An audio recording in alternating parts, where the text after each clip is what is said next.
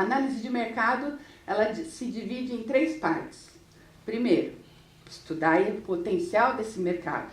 Se eu sou do segmento de máquinas de lavar roupa, se eu não sei quanto este mercado está dimensionado, como que eu vou determinar qual que é a minha participação nele?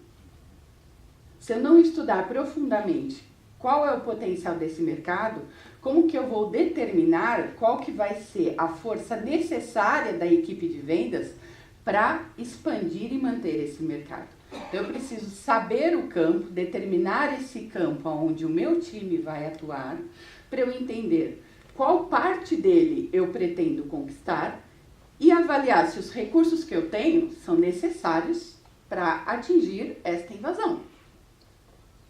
Então, o primeiro ponto é entender qual que é o potencial do mercado que eu estou atuando, seja ele exclusivo, seja ele de diversas maneiras, tá? Concorrência, geralmente, o departamento de marketing se desdobra em buscar essas informações, comparar produto, fazer análise técnica, comparar preços, comparar o ponto de venda, os merchandising, comparar a avaliação técnica, os serviços, o pós-venda, ou seja, geralmente o departamento de marketing se dedica a estudar a concorrência para poder entender o que nós temos de diferenciais e o que nós podemos oferecer para o mercado em relação ao que o nosso potencial cliente já conhece dos nossos concorrentes. E por último, e muito mais importante, é o comportamento do nosso cliente.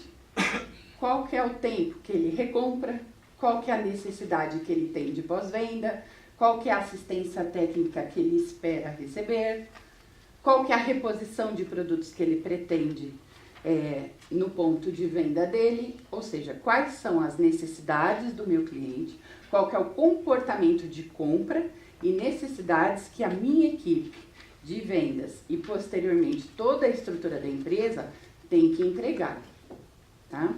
E novamente, o nosso foco aqui hoje é explorar um desses 3 pontos, que é justamente o potencial de mercado.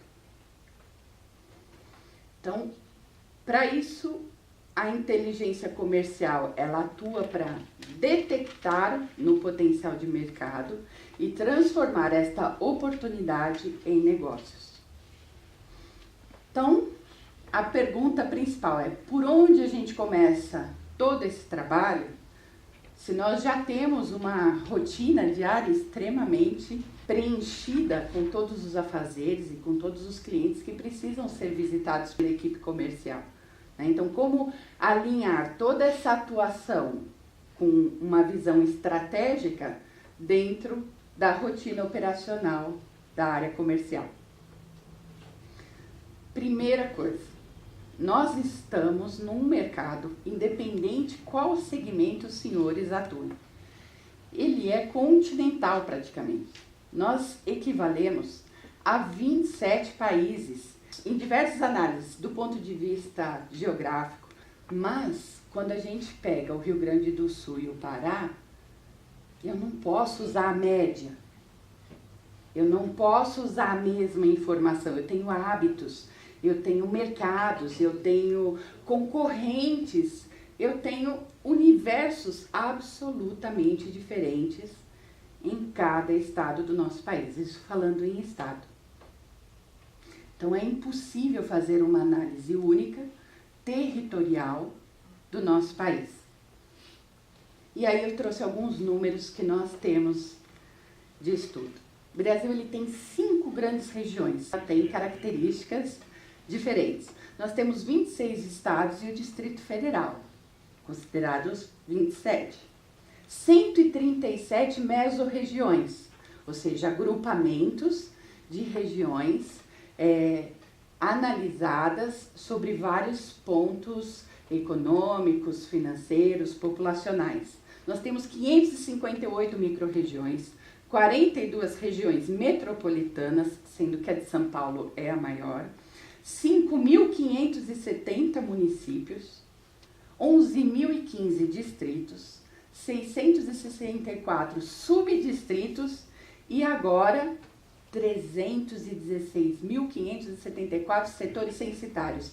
Setor censitário é uma divisão dos nossos órgãos federais sobre análise de dados, que são agrupamentos de 250 a 350 residências. Equivale ao quarteirão, mas um quarteirão não é perfeito. Se fosse nos Estados Unidos, a gente teria outra métrica. Aqui é tudo sem forma, então é o conjunto, é o número de unidades habitacionais dentro de um setor censitário. E hoje nós já temos inúmeros dados, inclusive em nível censitário, que vamos chamar aqui de quarteirão para facilitar. Então, no momento em que eu olho para a minha estratégia, seja de marketing, seja de vendas, enxergo um país deste tamanho, com características absolutamente diferentes, tendo a possibilidade de enxergar um nível de quarteirão, e aí eu invisto para o meu vendedor ou para o meu representante pegar a pasta dele com o nosso portfólio de produtos ou serviços, ir a campo sem saber o que vai encontrar, nós efetivamente estamos desperdiçando o investimento da empresa. Primeiro passo, para quem eu quero vender? Há vários negócios, há várias leituras, tanto de público quanto de canais de venda, né? Então, de acordo com cada segmento de mercado, nós temos vários entendimentos. Então, por exemplo, já tivemos clientes na área de confecção de cobertores infantis. Eu tenho o distribuidor, que ele é um cliente meu.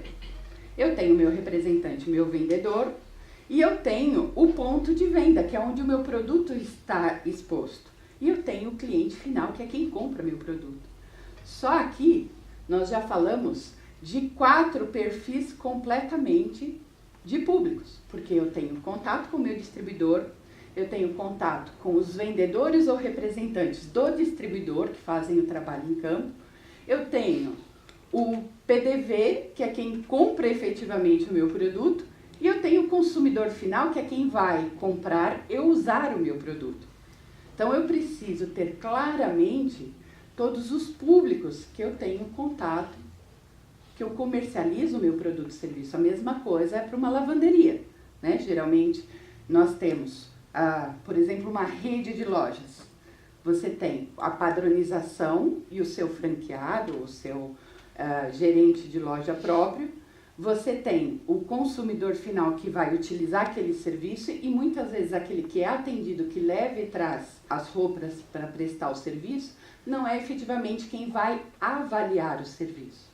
Então, nós temos várias interfaces, vários públicos ligados no processo de venda, seja ele produto ou serviço, onde nós precisamos entender quem está decidindo, quem está influenciando e quem está formando opinião para tomar decisões a respeito do produto ou serviço que nós estamos vendendo.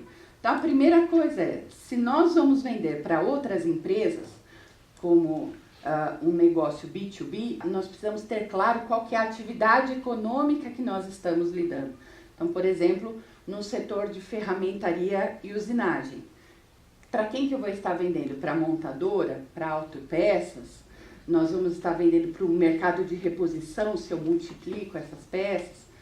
Quem são essas interfaces? Quais são as atividades econômicas ligadas ao meu negócio em diversos níveis de venda, em diversos canais de venda e qual o perfil e as informações que eu tenho disponível destas empresas. Ou se eu vendo direto ao consumidor, como por exemplo via e-commerce, via televendas, ou se eu me preocupo com o atendimento do meu PDV quando eu trabalho com o varejo, é muito importante conhecer quem que é o meu consumidor final. No caso de cobertores, né, a criança quem compra, geralmente é a mãe, o padrinho, um tio, ou seja, qual que é a expectativa dessa pessoa decisora em relação à pessoa que vai usar, que é a criança efetivamente, ok? Então, da parte de business to business, nós temos inúmeros dados de pesquisas setoriais e mercadológicas. Mas inúmeros mesmo, são volumes de milhões, bilhões de dados. Hoje, para os senhores terem uma ideia, nós temos detalhamento para a área de agronegócios, construção civil, toda a parte de indústria por atividade econômica, comércio e serviços. Nós temos dados de produção, não só de unidades produzidas, como de unidades vendidas. Isso não só em unidades fabris, como em reais. Hoje tem dados de mercados determinados em reais. Há dados mais antigos e há dados mais atualizados, mas esses dados existem. Nós temos dados de vendas, quantas unidades foram vendidas em unidades produtivas e em reais. Empresas, nós conseguimos determinar todos os players relacionados à nossa atividade econômica. Não só os que têm a mesma atividade que nós, que são os nossos concorrentes, como todos esses que nós trabalhamos. Vou dar um outro exemplo para um cliente recente da área de instrumentos musicais, onde ele determinou 6 atividades econômicas diferentes que ele trabalha.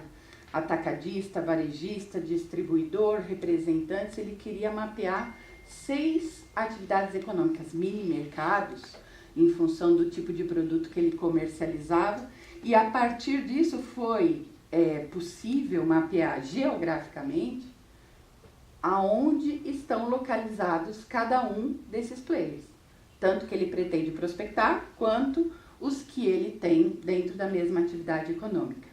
Alguns em nível mais superior e outros em nível detalhado, como por exemplo a área de alimentação, que é riquíssima em dados setoriais mais específicos, ok?